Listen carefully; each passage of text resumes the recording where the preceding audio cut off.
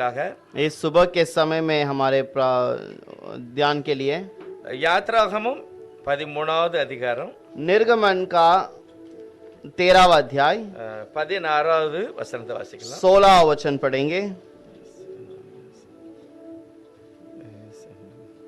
கர்த்தர் எங்களை பலத்த கையினால் எகிப்திலிருந்து புறப்பட பண்ணினதற்கு இது உன் கையில் அடையாளமாகவும் உன் கண்களின் நடுவே ஞாபகக்குறியாகவும் இருக்க கடவது என்று சொல்வாயாக என்றார்.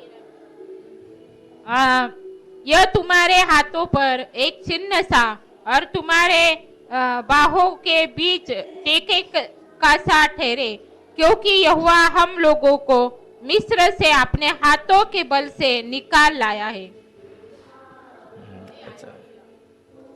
இன்னொரு வசனம் கூட வாசிக்கலாம். அதே அதிகாரத்துல 9வது வசனம். और एक वचन पढ़ेंगे उसी अध्याय के अंदर 9वां वचन. கர்த்தரின் நியாயப்பிரமாணம் உன் வாயில் இருக்கும்படிக்கு இது உன் கையிலே ஒரு அடையாளமாகவும் உன் கண்களின் நடுவே நினைப்பூட்டுதலாகவும் இருக்க கடவுது. பலத்த கையினால் கர்த்தர் உன்னை எகிப்திலிருந்து புறப்பட பண்ணினார். फिर यह तुम्हारे लिए तुम्हारे हाथ में एक चिन्ह होगा और तुम्हारी आंखों के सामने स्मरण करने वाली वस्तु ठहरे, जिसी से यहोवा की व्यवस्था तुम्हारे मुंह पर रहे, क्योंकि यहोवा ने तुम्हें अपने बलवंत हाथों से मिस्र से निकाला है. சரி, இந்த வார்த்தையில ஆண்டவர் முதலாவது எகிப்தை விட்டு வெளியே வந்தவொடனே மோசே பார்த்து சொல்கிறார். मिस्र से बाहर आते ही प्रभु इस बातों के बारे में कहता है ஜனங்கள்ட்ட போய் நீ இப்படி சொல்லு அப்படிங்கிறாரு. और लोगों को जाकर इन बातों के बारे में कह दे करके कहा. 13வது அதிகாரம் நமக்கு எல்லாருக்கும் நல்ல வேதத்தை வாசித்தா நமக்கு நல்லா புரியும். 13वां अध्याय अगर हम कलाम को अच्छे से पढ़ेंगे तो हमको समझ में आ जाएगा. அவங்க 12வது அதிகாரத்துல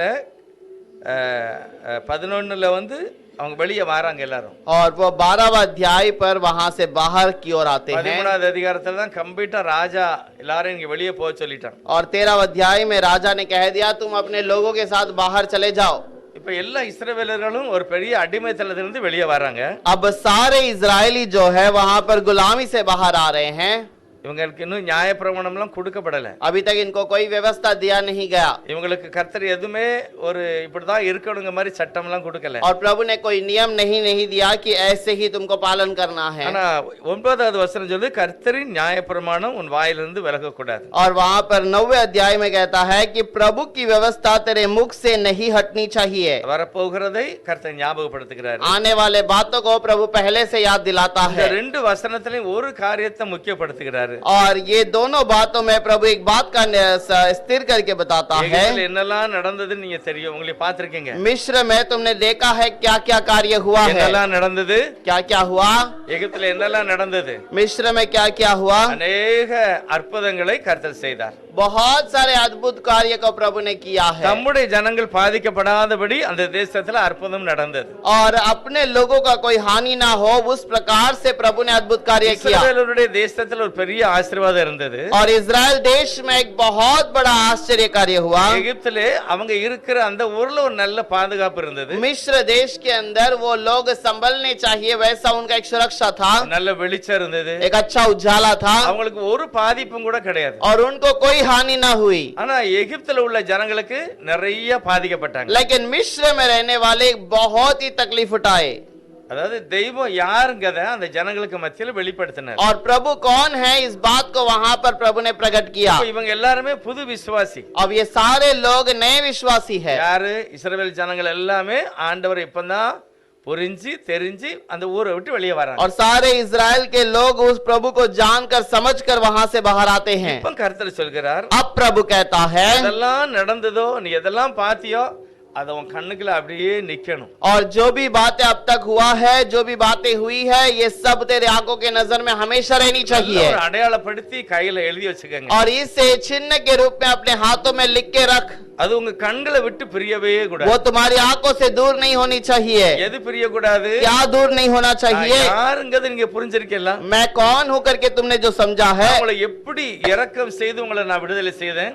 और ये मैंने कैसे अनुग्रह से तुम्हें किया है। அந்த எகிப்து ராஜா எவ்வளவு உங்களை வேலையில கொடுமைப்படுத்தினா, और वो इस मिस्र के राजा ने काम से कितनी तकलीफ तुम्हें दी है। சரியான சம்பளம் கிடையாது, சரியான சாப்பாடு கிடையாது, सही पगार नहीं है, सही कार्य नहीं दिया है, இப்ப விடுதலை ஆயிட்டீங்க, और ऐसे चीजों से बचाया है। இப்ப விடுதலை ஆயாச்சு, अब छुटकारा पा लिया है। ஒரு நாள் இதை மறக்க கூடாது। अब इसे कभी नहीं बोलना। ஆனா எப்பவுமே ஒரு துக்கமோ கஷ்டமோ வரும்போது, और कभी जीवन में दुख या तकलीफ आती हो, உங்களுடைய கண்ணுல உங்களுடைய பார்வையில என்ன பற்றி நினைக்கணும்। और तुम्हारे नजर में तुम्हारे सोच में इसी के बारे में विचार करना है। அப்ப நீங்க மனம் அடிஞ்சு போக மாட்டீங்க, வெற்றி அடைவீர்கள்। और तब तुम जो है मन में दुखित न होगे और तुम इस तरह से सही से चलोगे।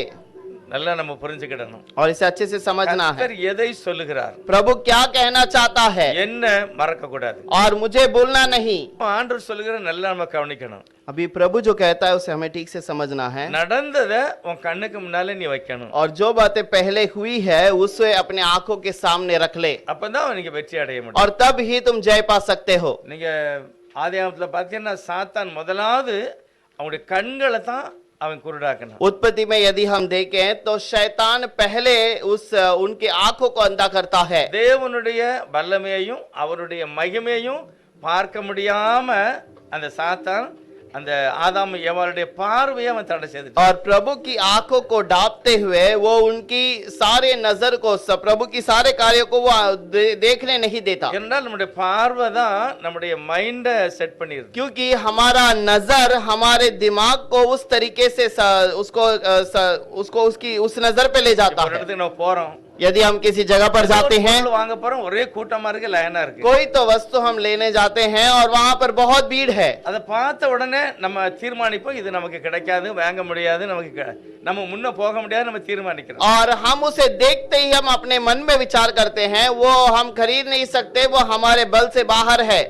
இது உலக பிரகாரமான ஒரு காரியம்। ये दुनिया की रीति से एक बात है। ஆனா வேதம் என்ன சொல்ல விரும்புது அப்படின்னா, लेकिन कलाम क्या कहना चाहता है, எப்படி இருக்கட்டும், वो कैसे भी रहने दो, நான் உனக்கு தர முடியுங்கிறத நீ நம்பணும்। मैं तुझे दे सकता हूँ, इसे तू भरोसा कर। ஆகவே என்ன பற்றி உன்னுடைய இருதயத்துல நல்லா நினைச்சு வச்சுக்க। और इसीलिए मेरे बारे में अपने मन में अच्छा विचार कर। நடந்ததை நீ பார்க்காத, நடக்க போகிறது நீ பாரு। और जो बातें हुई है उसे मत देखना, जो होने वाली है उसके बारे में विचार அத कर நன்மையாக நீ நினைக்கணும்। और उसे भलाई करके समझ। ஏதோ ஒரு கஷ்டம் வந்தா, வேதனையா, வியாதியா, அத நீ தேவனை பார்த்து நன்மையாக நினைக்கணும்। और कोई बीमारी या कोई तकलीफ या कुछ दुख आता है तो प्रभु उसके लिए भलाई के लिए किया है करके तू विचार कर அந்த சூழ்நிலைய மாற்றணும்। और उस परिस्थिति को बदल दो।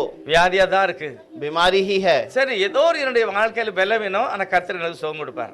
मेरे जीवन में कुछ तो तकलीफ है, उसे प्रभु चंगाई करेगा। ஒரு பாஸ்டர் ஒரு முறை சொன்னாரு, एक पास्टर ने एक बार कहा, ஒரு சபை கட்டின பிரதர் ஒரு மைதானத்துல, एक मैदान में कलीसिया बनाया, அது கீழ இருந்து அஸ்வாரம் மட்டும் கட்டினாங்க, वो नीचे से नींव डालकर बनाया गया। காலையிலே அந்த கட்டடத்தை போய் பாத்துக்கிட்டு இருப்பேன்। मैं सुबह जाकर उस जो बांधा हुआ उस भवन को मैं देखता हूँ। ஒரு நாள் காலையில 8 மணிக்கு நான் போய் நிக்கேன், एक बार सुबह 8 बजे मैं उस भवन के सामने जाकर खड़ा हूँ। கடுமையான வெயில், बहुत कड़ी धूप है, எனக்கு தாங்க முடியல।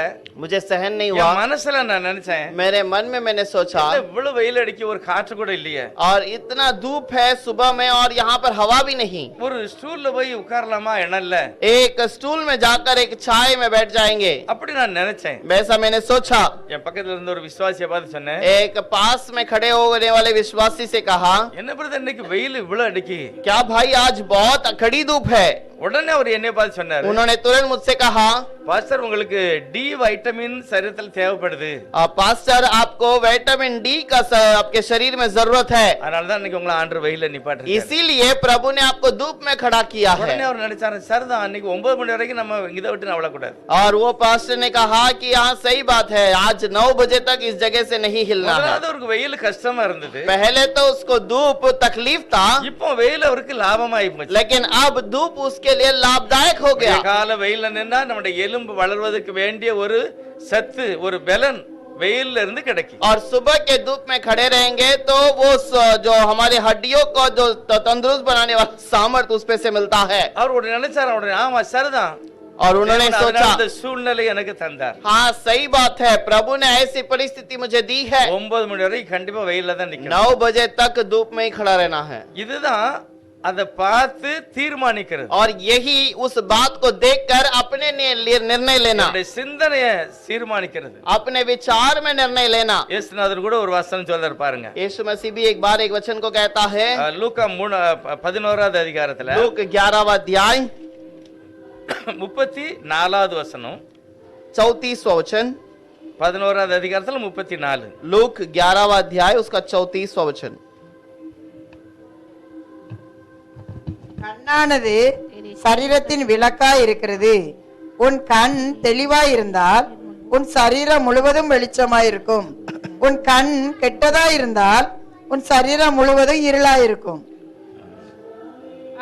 तेरे शरीर का दिया तेरी आँख है, इसीलिए जब तेरी आंखें निर्मल है तो तेरा सारा शरीर भी उजियाला है, परंतु जब वह बुरी है तो तेरा शरीर भी अंधेरा है. அதாவது கண் பார்த்து சிந்தனை தீர்மானிக்கிறது. हमारी आंखें देखकर हमारा विचार निर्णय लेता है। இப்படி தீர்மானிக்கும் போது தப்பான முடிவெடுப்போம். अब निर्णय लेने के समय पर हम गलत निर्णय लेते हैं। இப்ப கர்த்தர் மோசே பார்த்து சொல்லுகிறார், प्रभु मूसा को देखकर कहता है, எகிப்தை விட்டு வர முடியாம தான் இருந்தீங்க, मिस्र से तो तुम बाहर आ ही नहीं सकते ஆனா थे, நான் எப்படி உங்களை வெளியே கொண்டு வந்துட்டேன் பாத்தியா? लेकिन मैंने तुम्हें कैसे बाहर ले आया देखा। ஆகவே நான் செய்தது உன் கண்ணை விட்டு விலக கூடாது. और इसीलिए मैं जो किया हूँ वो तुम्हारे नजर से दूर नहीं होनी चाहिए। என்ன மேல நீங்க நோக்கமா இருக்கணும். हमेशा मेरी ऊपर तेरा ध्यान रहे। தேவன் அப்படிப்பட்ட ஒரு மகிமையான யோசனை அல்லது தீர்மானத்தை கர்த்தர் நமக்கு தரணும். प्रभु ऐसा एक निर्णय, ऐसा एक विचार को हमारे अंदर रखे। இப்படிப்பட்டவங்க தான் வெற்றி அடைய முடியும். ऐसे लोग अपने जीवन में जय पा सकते हैं। கண்டிப்பா அவங்க என்ன செய்வாங்க, அதை தாண்டி போவாங்க. जरूर उस बात को पार कर जाएंगे। தாவீது சொல்கிறார், அழுகையையும் அது அழுகையான நீரூற்றையும் அவங்க என்ன செய்வாங்களா, தித்திப்பான இடமாக தண்ணீராக மாற்றுவார்கள். और दाऊद कहता है कि वो आंसुओं के स्थान को भी वो आनंद के बनाने वाले स्थान बना देंगे। அதை யோசிக்கணும், தீர்மானிக்கிறது. और वो हमारा मन से निर्णय लेने वाली बात है। எபிரேயர் 11வது அதிகாரத்தில் इब्रानियों का 11वां अध्याय, மோசேக்கு நடந்த ஒரு காரியம். मूसा को हुई एक बात है। 11வது அதிகாரம் इब्रानियों का 11वां अध्याय 23வது வசனத்துல, उसका 23वां वचन, மோசே பிறந்தபோது मूसा का जब जन्म हुआ அவனுடைய தாய் தகப்பன்மார் அவன் அழகுள்ள பிள்ளை என்று கண்டு, और उसके माता पिता ने उसको उत्पन्न होते हुए देखने के समय पर जो बालक सुंदर है, விசுவாசத்தினாலே विश्वास ही से ராஜாவுடைய கட்டளை இருந்தும் அவங்க அதை பயப்படாம அந்த குழந்தையை காப்பாற்றிருக்காங்க. वे राजा की आज्ञा होने पर भी उससे न डरे। இப்ப தேவன் அந்த குழந்தையை பார்த்த உடனே அவங்களுக்கு ஒரு ஆசை வந்துட்டு, अब उस बालक को देखने के बाद उनको एक इच्छा आया, எவ்வளவு அழகான குழந்தை, कितना अच्छा बालक இந்த है, குழந்தையை நம்ம கண்டிப்பா காப்பாற்றணும். और ये बालक को जरूर संभालना है। இந்த குழந்தை மூலமா ஏதாவது கர்த்தர் அற்புதம் செய்வார். इस बालक के द्वारा कुछ ना कुछ अद्भुत करेगा। ஏன்னா ராஜா என்ன சொல்லிருக்கிறாரு, क्योंकि राजा ने क्या कहा, பிறக்கும் போதே ஆண் பிள்ளையை கொண்டு போடணும், और जब जन्म होता है उस लड़कों को मार डालना அப்படி है, இல்லைன்னா அந்த பிள்ளையை நதியில போட்டுறணும். नहीं तो उस बच्चों को नदी में फेंक देना எந்த है। ஆண் பிள்ளையும் இஸ்ரவேலர்கள் வளர்க்க கூடாது. कोई भी लड़कों को इजरायली नहीं बढ़ाना चाहिए। இப்படி ஒரு தீர்மானம் இருந்தாலும் और ऐसा निर्णय लेने के समय தாய் पर, தகப்பன்மார் இந்த குழந்தையை எதனால காப்பாற்றாங்களே, और ये माता पिता ने किस लिए उस बच्चे को संभाल के रखा, அழகுள்ள பிள்ளை என்று और वो கண்டார்கள். बालक सुंदर था इसीलिए। ராஜாவுடைய கட்டளைக்கு அவங்க பயப்படல. वो राजा की आज्ञा को नहीं माने, 3 மாதம் அந்த குழந்தையை ஒளித்து வைத்தார்கள். और 3 महीने तक उस बच्चे को छुपा के रखा। ஆண் குழந்தையை வைக்க கூடாதுங்கிறது சட்டம். और लड़कों को बचाना नहीं है, ये नियम है। ஆனா இவங்க யோசிக்காங்க, நான் வைக்கணும். लेकिन ये लोग सोचते हैं हमें संभालना है। ஏன் வைக்க கூடாதுன்னு சொல்லுதான்? क्यों वो नहीं रखने के लिए कहता தேவனுடைய है, ஜனத்தை எதனால அழிக்கிறான்? और क्यों प्रभु के लोगों को नाश करता है, ஏன் நம்முடைய பிள்ளை அதுக்கு ஒரு ஆசீர்வாதம் இருக்க கூடாது? क्यों हमारे बच्चे उसके लिए आशीषित होनी அவங்களுடைய चाहिए। தீர்மானம் கரெக்டா இருக்கு. उनका निर्णय सही है, ஆனா அதுக்கு மேல வளர்ந்து வெளியே வீட்டை விட்டு வெளியே வந்ததுன்னா लेकिन उससे बढ़कर यदि बालक बढ़कर बाहर आते, கண்டிப்பா ராஜாவுடைய சேவகன் பிடிச்சு கொண்டு நதியில போட்டுருவாங்க, முதலைக்கு போட்டுருவாங்க. जरूर राजा का सेवक पकड़कर उसे मगरमच्छ को खिला देते இப்போ हैं। தேவனே உங்களுக்கு ஒரு நல்ல எண்ணத்தை கொடுக்கிறார். अब प्रभु खुद उन्हें एक अच्छा विचार देता நல்ல है। ஒரு பாக்ஸ் மாதிரி செய்தாங்க நாளல்ல, एक अच्छा सा बक्सा बनाते हैं वहाँ की लकड़ियों से, அதுல உள்ளேயும் வெளியேயும் நல்ல டாம்பர் பூசிட்டாங்க. और उस लकड़े को उस बक्से को अंदर और बाहर उन्होंने वो डांबर से उसको बंद कर दिया। அதுக்கு பிறகு அந்த குழந்தைய அது உள்ள வச்சு और उसके बाद उस बालक को अंदर रखकर அந்த ராணி குளிக்கிற அந்த ஏரியால ஓரமா கொண்டு விட்டுட்டாங்க. और रानी जहाँ पर नहाती है उस स्थान पर उसको किनारे पे छोड़ दिया। ஆனா இப்போ 3 மாதம் வரைக்கும் அவங்களுடைய பிரயாசம். अब 3 महीने तक उनकी मेहनत से இதுக்கு மேல பார்க்கிறது தேவனுடைய சித்தம். अब इसके बाद जो किया गया है वो प्रभु की मर्जी है। நல்ல யோசிங்க, யார் பார்த்தாலுமே கொண்டு போடுவாங்க. अब कोई भी देखेगा तो मार डालेगा। அதுதான் அந்த தேசத்துல நடைமுறையில இருக்கு. और वो प्रभु के समूह में यही बात है। ஆனா தாய் தகப்பனுடைய விசுவாசம், और उसके माता पिता का एक विश्वास உடன் பிறந்தவருடைய நம்பிக்கை, और उसके साथ में जन्मे हुए लोगों का தேவனுடைய ஜனத்துக்கு விரோதமாக இருக்கிற அந்த சாத்தானுடைய கிரியையை, और प्रभु के विरोध में रहने वाला शैतान का कार्य को என் குழந்தை ஏதாவது செய்யும். मेरे बच्चे कुछ ना कुछ करेंगे। அதனாலதான் அவங்க அப்படி வளர்த்தாங்க. इसी कारण उस बच्चे को वैसे संभाल कर बढ़ाया। சரியான நேரம் வரும்போது வெளியே நதியில போட்டாங்க. सही समय पर आने के समय पर उसे नदी में बक्से में छोड़ 3 दिया। மாசம் தான் வச்சிருக்காங்க. केवल 3 महीने अपने पास रखे। அதுக்கு பிறகு வெளியே போட்ட உடனே उसके बाद बाहर डालने के बाद அவன் பார்வோனுடைய மகா என்ன செய்யிட்டு அந்த குழந்தையை போய் பார்க்கிறான். फैरोन के बेटी ने उस बालक को देखा। எல்லாருடைய இருதயங்களையும் கரங்களில் வைத்திருக்கிறார் கர்த்தர். सारे लोगों के हृदय को प्रभु अपने हाथों में रखा है। அவளே பரிதாபப்பட்டு எடுக்கக்கூடிய ஒரு சூழ்நிலையை கர்த்தர் கொடுக்கிறார். और वो खुद तरस खाकर उस बालक को उठाने कर उसको पालने का वो वन को प्रभु ने दिया। எப்படி நடக்கும்? ये सब कैसे होगा? தேவன் செய்கிறார். प्रभु करता है। நம்ம எப்படி தீர்மானிக்கிறோமோ அப்படி அது நடக்கிறது. हम कैसे निर्णय लेते हैं वैसे वो कार्य होती உங்களுடைய है। விசுவாசத்தை அவர் கனம் பண்ணுகிறார். और आपके विश्वास को वो आदर करता है। அவரை நம்ம மகிமைப்படுத்தணும். और उसको हमें महिमा करना அதான் है। சொல்றாரு, என்னை நீ எப்பவும் நினைச்சுக்கிடணும் और அப்படிங்கிறார். इसलिए वो कहता है मुझे हमेशा स्मरण என் कर। கண் தெளிவா இருந்தால், मेरा अगर नजर सही है, இயேசுவானவர் சொல்றார், உன் கண் தெளிவா இருந்தா உன் சரீரம் முழுவதுமே வெளிச்சமாய் இருக்கும். यीशु कहता है कि मेरा नजर सही है तो मेरा पूरा शरीर जो है उजियाला நீங்க रहेगा। வெற்றி அடைவீர்கள். आप जय पाओगे, நீங்க தோல்வி அடைய மாட்டீங்க. आप हरावट नहीं அந்த पाओगे। பார்வைதான் என்னை சிந்திக்க வைக்கிறது. और उसका नजर हमें सोच विचार में रखता அந்த है। தீர்மானம் சரியா இருந்தா எல்லாமே சரியா வரும். यदि वो सोच विचार सही है तो सब कुछ सही ஆனா रहेगा। அவ என்ன செய்தா? குழந்தையை எடுத்தா. लेकिन उसने बालक को उठाया। எவ்வளவு நேரம் கையில வச்சிருந்தா? कितना समय उसने बालक को हाथ में रखा? 1 மணி நேரம் கூட வைக்கல. केवल 1 घंटे भी नहीं। அந்த குழந்தையை வச்சிருக்கிறா. वो बालक को उठाया। மோசனுடைய சொந்த அக்காவே ராணி கூட நின்னு அவங்களுக்கு குளிக்கிறதுக்கு சப்போர்ட் பண்ணதுக்கு நிக்கிறான். और रानी की जो साथ में रहकर उसको मदद करने वाली वो मूसा की बहन वहां पर खड़ी है। மோசனுடைய சொந்த அக்கா எதுக்கு நிக்காங்க? मूसा की सगी बहन किस लिए वहां पर खड़ी है? ராணியினுடைய மகளுக்கு, பிள்ளைகளுக்கு, உடன் பிறந்தவங்களுக்கு குளிக்கும் போது ட்ரெஸ் எடுத்து கொடுக்கிறதுக்கு. और रानी के जो बच्चे या रानी नहाने के समय पर उनको वस्त्र निकाल कर देने के लिए ஏதோ சோப்பு கொடுக்கிறதுக்கு. या फिर साबुन निकाल कर देने के लिए எடுபடி வேலைக்கு தான் நிக்காங்க. ऐसे छोटे मोटे काम के लिए खड़े हैं। ஆனா பைபிள் சொல்கிறது என்ன நடக்கிறதோ அதையும் அவங்க பாத்துக்கிட்டு இருக்காங்க. लेकिन बाइबल कहती है कि वो क्या हो रहा है ये सारी बातें वो देख रही है। இக்கட்டு வரும்போது என்ன செய்வோம்? और वो संकट आने के समय पर क्या करेगा? நல்ல கிறிஸ்தவங்க ஹல்லேலூயா ஸ்தோத்திர சபான்னு சொல்லிக்கிட்டே हम இருப்பாங்க. कहेंगे प्रभु धन्यवाद, स्तुति स्तुति हो, महिमा हो।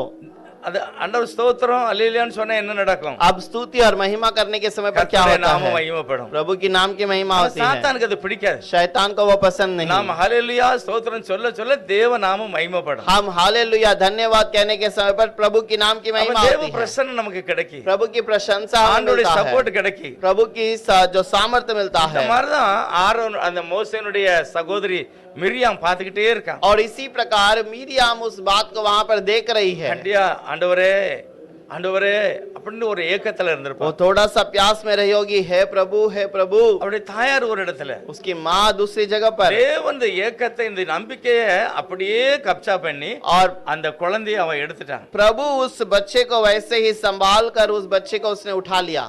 இப்ப எடுத்த உடனே சொல்றான், இது யூத பிள்ளை, और उठाते ही उसने कहा कि ये तो यहूदी है, இது எபிரேய பிள்ளை. ये तो हिब्रू का அது बच्चा மேல है। பரிதாபப்பட்டா, और उसके ऊपर तरस खाई, எப்படி இதை வளர்க்குது? ये इसको कैसे पाले। உடனே இவன் போய் சொல்றான், அம்மா இந்த குழந்தையை வளர்க்கறதுக்கு ஒரு தாயை கொண்டு வரட்டான். और तुरंत वो कहती है कि क्या इस बालक को बढ़ाने के लिए इसकी माँ कोई माता को ले आऊं। அப்படியே தன்னுடைய சூழ்நிலையை மாற்றினாலதான் அவளும் சொல்றா, சரி கூட்டிட்டு வா. प्रभु ने पूरी परिस्थिति बदल दी, इसलिए उसने कहा ठीक है तू उसकी माँ ले आ जा। மிரியாம் மோசனுடைய சகோதரி சொந்த அம்மாவே கொண்டு வந்துட்டான். मिरियाम वहां पर प्रभु के जो मूसा के खुद के माँ को ही ले आई। அவ சொல்றா, அந்த குழந்தையை நல்லா வளர்த்து கொடுங்க, और वो कहती है इस माँ बच्चे को अच्छे से बढ़ाओ, கொஞ்சம் பெரிய பிள்ளை ஆகும்போது என்கிட்ட கொண்டாந்து கொடுத்துருங்க. और थोड़ा ऊपर बच्चा बढ़ने के समय पर वो उसको मेरे पास ले आओ. கரெக்டா வீட்டுக்கு கொண்டு போய் அந்த குழந்தைக்கு பால் கொடுத்து குளிக்க ஊத்தி எல்லா காரியங்களுக்கும் பணம் அரண்மனையிலிருந்து தான் வருகிறது. और उस बच्चे के पाल पोसने के सारे चीजों का खर्च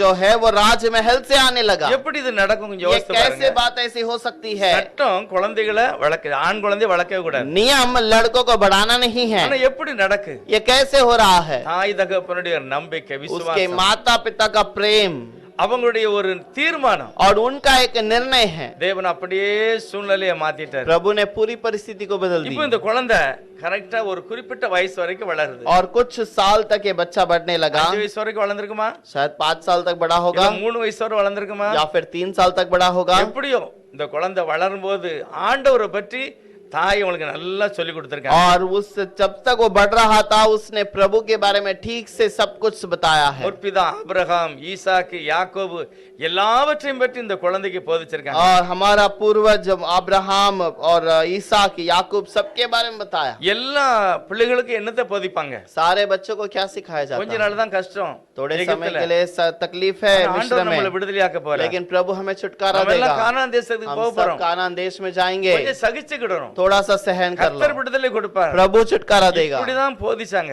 और ऐसे ही सिखाया. நம்ம பிள்ளைகளுக்கும் அப்படிதான் போதிக்கணும். हमारे बच्चों को भी ऐसे ही सिखाना है. தேவன் நம்மளை ஆசீர்வதிப்பார். और प्रभु हमें आशीष करता நம்மளை है, சுகமாக்குவார். हमें चंगाई करता நம்மளை है, பாதுகாப்பாரு.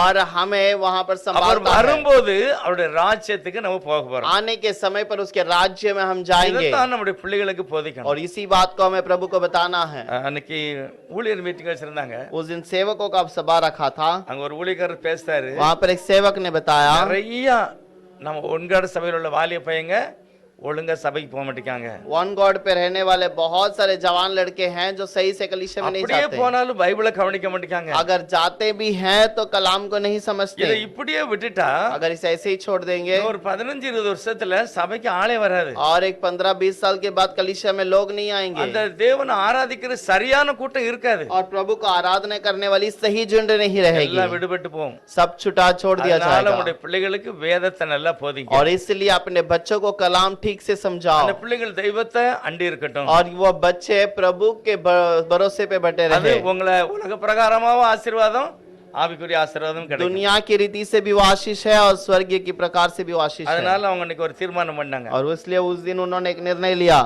வர்ற மே மாசம் 8ஆம் தேதி आने वाला मई महीने के 8 तारीख को 8, 9, 10 3 நாள், அது திங்கள் செவ்வாய் புதன் 3 நாள் और 8, 9 और 10 सोमवार मंगलवार बुधवार லோனாவாலால ஒரு யூத் மீட்டிங் வைக்கணும்னு தீர்மானம் பண்ணாங்க. और लोनावाला में उन्होंने यूथ मीटिंग चलाने का निर्णय लिया. ஒருவர் சொன்னார் இல்ல குடும்பமாவே வரட்டும். और उन्होंने कहा नहीं, परिवार के साथ आने दो. தாய் தகப்பனுக்கு ஒரு இடத்துல நடத்துவோம், வாலிபர்களுக்கு ஒரு இடத்துல और நடத்துவோம். माता पिता को उनको अलग से एक सभा चलाएंगे और बच्चों को और जो जवानों को अलग से सभा 3 நாள் चलाएंगे. அங்கேதான் இருக்கணும். சாப்பாடு எல்லாமே அங்கதான். 3 दिन वहीं पर रहना है, सब भोजन सब कुछ वहीं पर होगा. எவ்வளவு ஃபீஸ்ங்கத பத்தி சொல்லுவோம் அப்படின்னு சொல்லிருக்காங்க. और वैसे कितना होगा खर्च होगा ये बताएंगे करके कहा. யாராவது போனேன்னா தீர்மானம் பண்ணிக்கங்க. மே மாசம் 8, 9, 10 திங்கள் செவ்வாய் புதன். अगर अगर कोई जाने का जो विचार करते हैं तो वो निर्णय ले लीजिएगा, हम उस हिसाब से उसका तैयारी करेंगे. நோக்கம் என்னன்னா நான் தேவனோடு நடக்கணும். हमारा विचार क्या है कि हमें प्रभु के साथ चलना இப்ப இந்த है. குழந்தை நல்லா படிச்சுக்கிட்டு अब वो बच्चा जो है अच्छा सब बढ़ गया. சொல்லி கொடுத்துட்டாங்க. நீ அங்க போய் இயேசுவே அல்லேலூயாலாம் சொல்ல முடியாது. और वहां पर जाने के बाद तो यीशु हालेलुया नहीं कह सकता. ஆனா உன்னுடைய இருதயத்துல அது பதியணும். और लेकिन अपने मन में उस बात को विचार में உன்னுடைய रख, கண்ணுல அந்த ஞாபகம் இருக்கணும். और तेरे आंखों में वही नजर में रहे. தேவன் யார்? प्रभु कौन है? கர்த்தர் எப்படிப்பட்டவர்? प्रभु किस प्रकार का है? வரப்போகிறாரு. और वो आने वाला है. அவர் கண்டிப்பா நம்முடைய ஜனங்களை சந்திக்க वो போகிறார். जरूर अपने लोगों को छुटकारा देगा. இதெல்லாம் அந்த குழந்தையோட மனசுல பதிஞ்சிட்டு. ये सारी बातें उस बच्चे के मन में बैठ गई. இப்ப 3 வயசோ 5 வயசுல கொண்டு குழந்தைய விட்டாச்சு. अब 3 उम्र में या उसको 5 उम्र में उस बच्चे को वहां पर छोड़ दिया. அதுல வாசிக்கலாம். उसको देखेंगे। எபிரேயர் 11வது அதிகாரம் इब्रानियों का 5वां अध्याय 11வது அதிகாரத்துல 11वां अध्याय 24வது வசனம் கவனிக்கலாம். 24वां वचन को पढ़ेंगे. விசுவாசத்தினாலே மோசே தான் பெரியவனான போது विश्वास ही से मूसा ने सयाने होकर பார்வோனுடைய குமாரத்தின் மகன் எனப்படுவது வெறுத்து फेरोन की बेटी का पुत्र कहलाने से इनकार किया। அவனுடைய இருதயத்துல ஒரு தீர்மானம், उसके मन में उसने निर्णय लिया, நான் இந்த ராஜாவுடைய வம்சம் அப்படின்னு நான் சொல்ல விரும்பல, मैं इस राजा का वंश का हूँ ऐसा कहने के लिए नहीं चाहता। எல்லா வசதி இருக்கிறது, यहाँ पर सब कुछ मेरे लिए है, எல்லா சந்தோஷமும் இருக்கிறது, सारी खुशियां इस महल में है। இப்படி நான் சந்தோஷமா இங்க இருக்கிறதை காட்டிலும் यहाँ पर मैं खुशियों से रहने से बढ़कर வெளியே வேலை செய்கிற அடிமையை போல வேலை செய்கிறது நம்முடைய ஜனம், और बाहर गुलामी में काम करने वाले मेरे लोग, ஆகவே அவங்க கூட போய் நான் வேலை பார்த்தாலும் பரவாயில்ல, इसीलिए उनके साथ मैं काम करूंगा तो भी अच्छी बात என்னை है, அரண்மனை விட்டு விரட்டினாலும் பரவாயில்ல, मुझे महल से दूर किया जाए तो भी भली बात होगी। நான் தேவனுடைய பிள்ளையா வாழ விரும்புகிறேன், मैं प्रभु का बच्चा बनना चाहता हूँ करके இதுதான் कहा, பஸ்டருடைய தீர்மானம்। और यही मूसा का निर्णय है। எதனால இந்த தீர்மானம் வந்து क्यों ऐसा निर्णय है?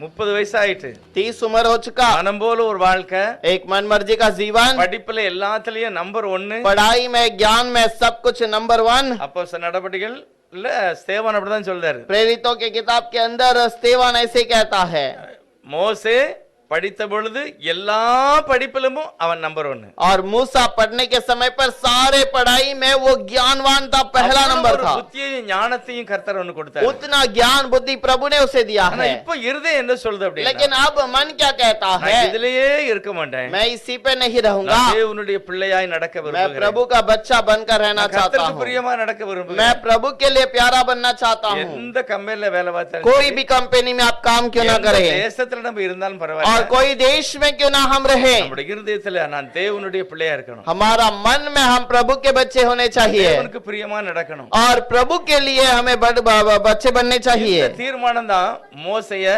மகிமையான ஒரு மனிதனாய் மாற்றினது, और ये निर्णय हमें मूसा को परमेश्वर का एक ज्ञानवान बनाता है। மனுஷனை தேடுகிறார், प्रभु ऐसे मनुष्य को ढूंढता है। பாருங்க உலகத்துல இப்போ எத்தனை வருஷம் ஆயிடுச்சு, குறைஞ்சது நோவா காலத்திற்கு 2000 வருஷம், नोह के जमाने तक 2000 साल हुआ। யாரு கையிலையும் கர்த்தர் ஒரு நியாய பிரமாணத்தையோ வேதாகமத்தையோ எழுதுறதுக்கு அவர் கொடுக்கவே இல்லை, किसी के हाथ में प्रभु ने व्यवस्था या कोई वचन या कोई बात नहीं दी। அதுக்கு பிறகு ஒரு 2000 வருஷம் ஆக போகுது, उसके बाद फिर से 2000 साल हो தேவன் गया। மோசேக்கு மேல இவ்வளவு கவனம் வச்சு और मूसा के ऊपर कितना ध्यान लगा, அவர் மூலமா தான் வேதாகமத்தை ஆரம்பிக்கிறார், उसके द्वारा ही कलाम का आरंभ किया। நம்ம தேவன் எப்படிப்பட்ட ஆளை பார்க்கிறார் பாருங்க, हमारा प्रभु किस प्रकार के व्यक्ति को देखता है। இந்த மனுஷன் மூலமா தான் தேவன் தன்னுடைய சித்தத்தை வெளிப்படுத்த इस பார்க்கிறார், मनुष्य के द्वारा प्रभु अपनी मर्जी को पूरा करता है। மோசே இவ்வளவு நல்ல ஒரு தீர்மானம் எடுக்க முதல் காரணம் அவருடைய தாய் தகப்பன் தான், मूसा निर्णय लेने का मुख्य कारण उसकी माता पिता அவருடைய है, இருதயத்துல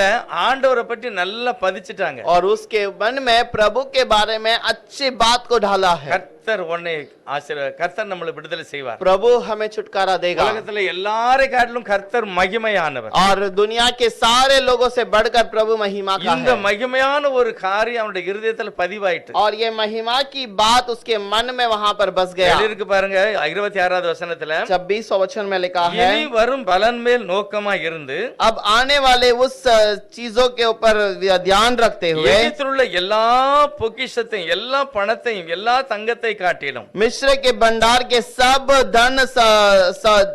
धन दौलत को सोचकर கிறிஸ்துவ நிமித்தம் வரும் நிந்தையை அதிக பாக்கியம் என்று எண்ணினார், मसीहा के कारण निंदा होने के वाले से वो उसको बात को सहन लिया। கிறிஸ்து அப்படின்னா இயேசு அல்லது தேவன், मसीहा का मतलब यीशु या फिर खुदा।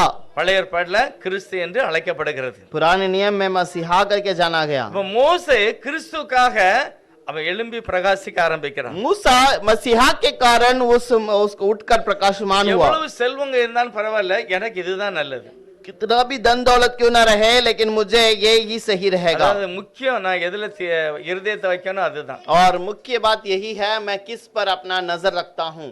நம்ம நினைக்கலாம் இப்படி செய்தா நான் வாழ்ந்துடலாம், நல்லா இருக்கலாம், और हम समझते हैं ऐसा जीवन बिताएंगे तो हम आशीषित रहेंगे। அப்படிப்பட்ட ஆசீர்வாதமான வாழ்க்கைய மோசே வெறுத்து கிறிஸ்துக்காக சில தீர்மானிக்கிறார், ऐसे चीजों को मूसा ने इनकार किया और मसीहा के लिए रहा। 27வது வசனம், और 27वां वचन, விசுவாசத்தினாலே அதர்சனமானவரை, विश्वास ही से जो अनदेखा खुदा है, அதர்சனமானா பார்க்க முடியாதவரை, और जिसे देख नहीं सकते, மோசே ஆண்டவரை பார்க்கவே இல்லை, मूसा ने प्रभु को देखा ही नहीं, காலி வசனத்தை கேட்டிருக்காரு, அவ்வளவுதான். केवल उसके वचन को सुना कि बस इतना ही। ஆனா அவரே கற்பனை பண்ணி யோசிக்கிறாரு, लेकिन वो खुद मन में विचार करता है, தேவன் இப்படிப்பட்ட மகிமையானவரா இருக்கிறாரு, मेरा प्रभु ऐसा मन वाला है, உங்களை விடுதலையாக்க போறாரு, हमें छुटकारा देगा, நல்ல தேசத்துல கொண்டு உட்கார வைக்க போறாரு. अच्छे देश में हमें रखाएगा। அவர் எப்படிப்பட்ட தேவனா இருப்பார்? हमारा प्रभु किस प्रकार का है? அப்படிப்பட்ட தேவனை பார்க்க முடியாதவரை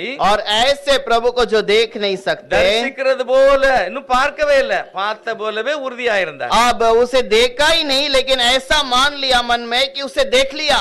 அப்படிப்பட்ட ஒரு நல்ல எண்ணத்தை வச்சுட்டு தான் அவர் தீர்மானிக்கிறார், நான் தேவனுக்காக நிற்பேன். वैसा दृढ़ मन के साथ उसने निर्णय किया कि मैं प्रभु को देखूंगा। அதுதான் அவருடைய தீர்மானத்துல மகிமையாக இருந்தது. और यही उसका मन में एक दृढ़ कार्य था। 40 வயசுல இந்த தீர்மானம் வருகிறது. 40 उम्र में इस कार्य को पूरा करता है, அதனால என்ன அடைஞ்சது? நஷ்டம், பெரிய நஷ்டம். और उसके कारण क्या हुआ? एक बहुत बड़ा नुकसान। என்ன இந்த மனுஷன் நம்ம அரண்மனையில இருந்துகிட்டு ஏதோ ஒன்று தப்பா யோசிக்கான், अब ये राजमहल में रहकर हमारे लोगों के विरोध में सोचता है, இவனை இப்படியே வச்சா அரண்மனையில சிலரை கொலை செய்திருவான், और ऐसे ही रखेंगे तो राजमहल में किसी ना किसी को मार डालेगा। அவன் யூதன், அவன் எபிரேயன்கிறது அவனுக்கு தெரிய வந்துட்டு, और वो यहूदी है, इस बात को उस लोगों ने जान लिया।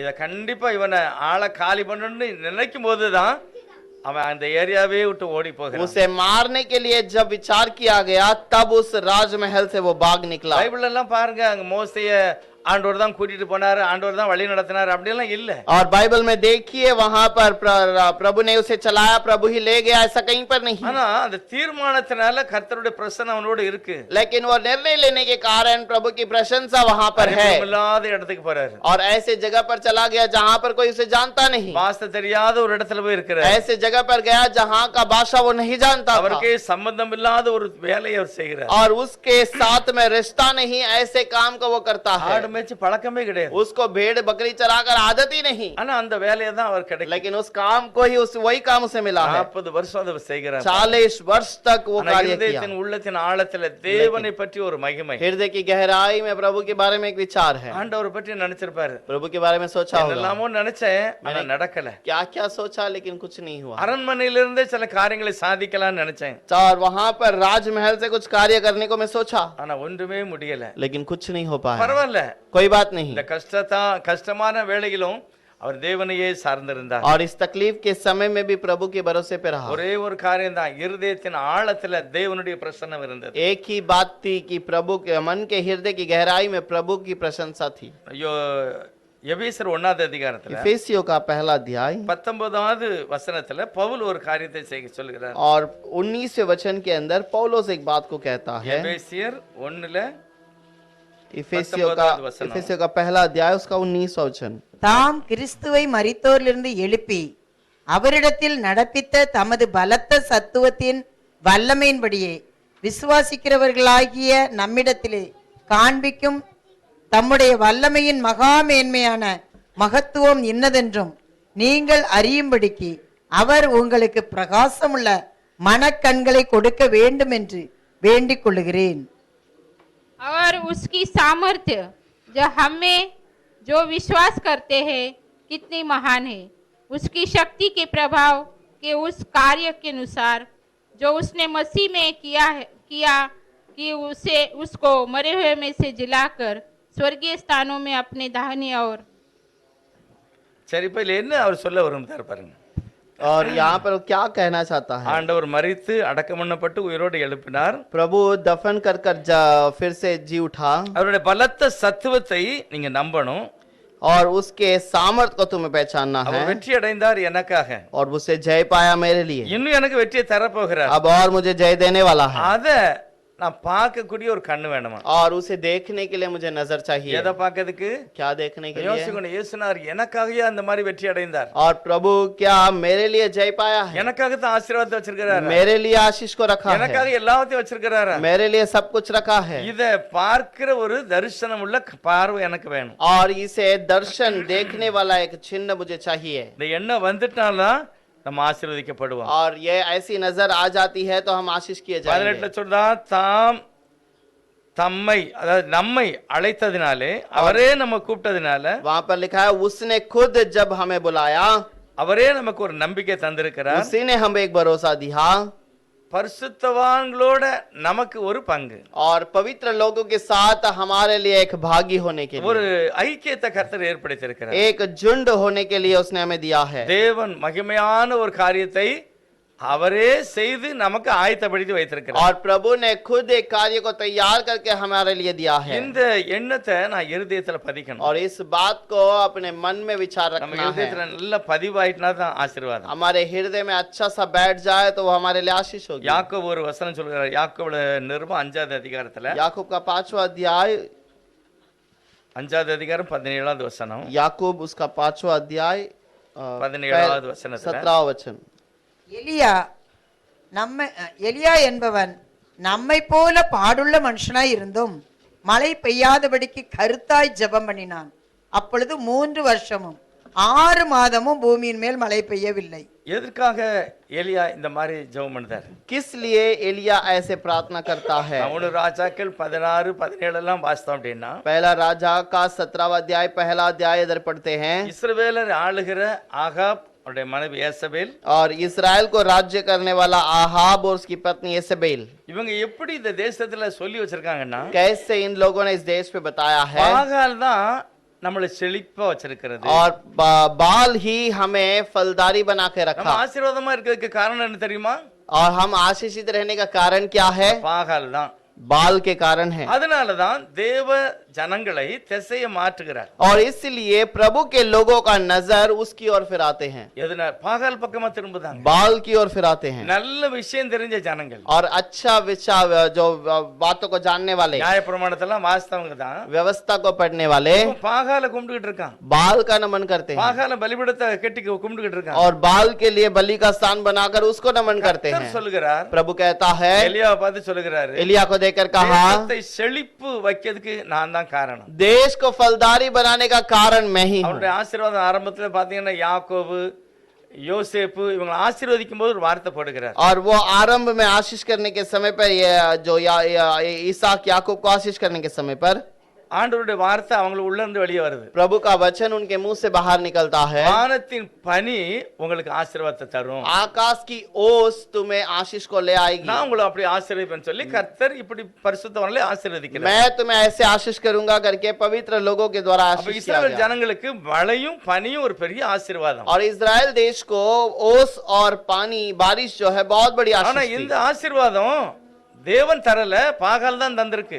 और ये सब और किसी ने नहीं बल्कि बाल की ओर से आया है। இப்படிப்பட்ட நம்பிக்கைய ஆகாப்பும் அவருடைய மனைவியும் ஜனங்கள்ட்ட சொல்லி வச்சுட்டா. और ऐसे बातों को वहां पर वो अपने पत्नी को बताकर रख दिया। இப்பதான் எலியா போய் சொல்லுகிறார். अब एलिया का जाकर कहता है, ராஜாக்கள் 17 முதல் அதிகாரத்துல சொல்லுகிறார், இங்க பாரு நான் சொன்னா தான் பனியும் மழையும் பெய்யும். पहला राजा का 17:1 में कहता है, मैं बोलूंगा तो ही बारिश और ओस पड़ेगी। நான் யார் தெரியுமா?